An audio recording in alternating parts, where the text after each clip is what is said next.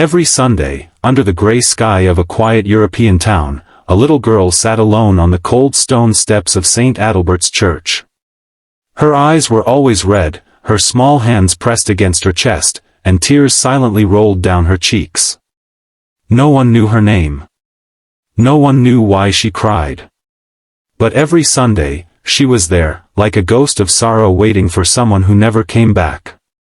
The townspeople whispered, "Why does she cry every week?" And that question haunted everyone, even the priest. Her name was Leora. She was about 10 years old, with long chestnut hair and eyes too deep for a child her age. She never spoke much.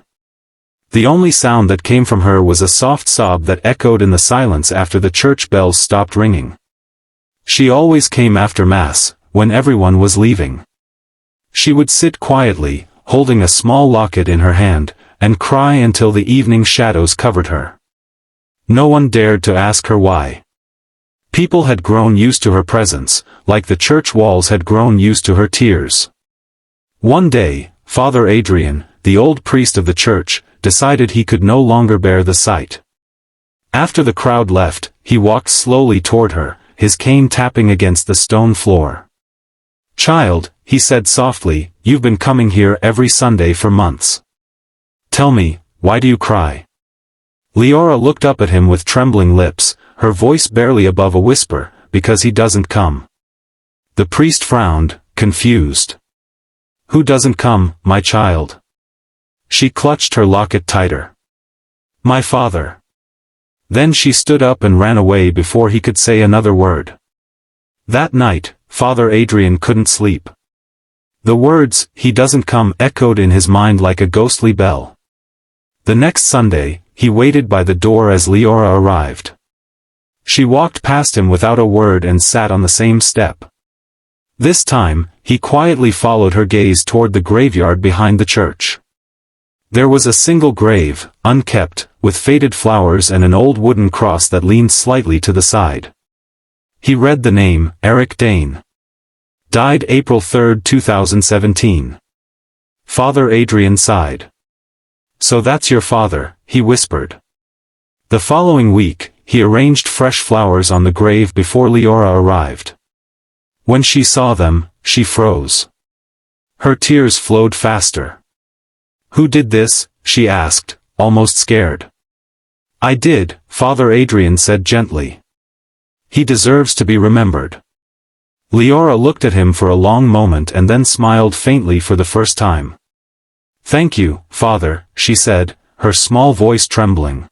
Weeks passed, and she began to open up little by little. She told Father Adrian that her father, Eric, was a soldier. He had promised to return after the war. But instead of him, they received a letter saying he had died in battle. Her mother, unable to bear the pain, fell ill and died shortly after. Leora was sent to live with an aunt in town who cared little for her. Every Sunday, she would come to the church to wait, because in her heart, she believed her father might still come back. Father Adrian listened with tears in his eyes. "My dear," he said, "your father may not return in body, but he lives in your heart, and in heaven." She shook her head stubbornly. "He promised he'd come. And he never broke a promise." One cold December morning, the town woke to heavy snow. The bells of St. Adalbert's were silent that day. Father Adrian looked out the window and saw Leora sitting there again, her dress soaked, her hair covered with snow. He rushed out, wrapped his coat around her, and said, "Child, you'll freeze." She looked up and whispered, "If I wait long enough, maybe he'll see me." The priest's heart broke. He carried her inside the church, set her by the fire, and gave her warm soup. As she sipped quietly, her small hands trembling, she asked, "Father, do you think heaven has snow?" He smiled sadly, "Perhaps. But there, no one feels cold." The days went by, and Leora grew weaker. The doctor said she had pneumonia. Father Adrian visited her every day, praying beside her bed. One evening, she handed him her small locket. "Inside is his picture," she said, "if one day he comes back, Elham, I waited. The old man's eyes filled with tears as he nodded. I promise. That night, she fell asleep peacefully, but she never woke again. The next morning, the bells of St. Adalbert's rang mournfully. The whole town gathered. For the first time, the steps of the church were empty. Only a small locket lay there, glinting in the pale winter sun. Father Adrian buried her beside her father, placing the locket between their graves. On her tombstone, he wrote, Leora Dane. She waited until she met him again. Years passed. The town changed. New faces came, old ones faded away. Father Adrian grew older, but he never missed a Sunday. Every week, after the final prayer, he would place fresh flowers on Leora's grave. People often saw him standing there, whispering something they couldn't hear. When asked why he did it, he would simply say, because she believed. One spring morning, a man arrived in town, a weary, gray-haired man with kind eyes. He wore an old military jacket and carried a torn photograph of a little girl. He asked the townsfolk, "Do you know a girl named Leora Dane?" The people looked at him in shock.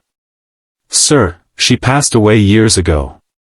The man's face turned pale. "No," he whispered. "That can't be. I came as soon as I could." He ran to the church, his heart pounding. Father Adrian met him at the gate, trembling. "Who are you, son?" The man's voice broke. "Eric Dane. I'm her father." Father Adrian stared, speechless. "My God, you were reported dead." Eric shook his head, tears spilling down his face. "No, Father. I was taken prisoner for years. I only escaped last winter. I came home to find no one."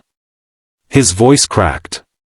The priest placed a hand on his shoulder and led him behind the church. When Eric saw the two graves, his own and Leora's, he fell to his knees. "She waited for me," he whispered, touching the stone with trembling hands. "I promised I'd come back. I'm too late." He wept like a child, his cries echoing through the silent churchyard. Father Adrian knelt beside him, tears falling silently. Days later, Eric decided to stay in the town. Every Sunday, he sat on the same step where Leora used to cry, holding her locket that the priest had saved. He didn't speak to anyone.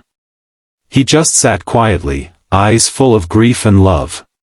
The people began to whisper again, "Now there's a man who cries outside the church every Sunday." But unlike before, they didn't ask why. They already knew.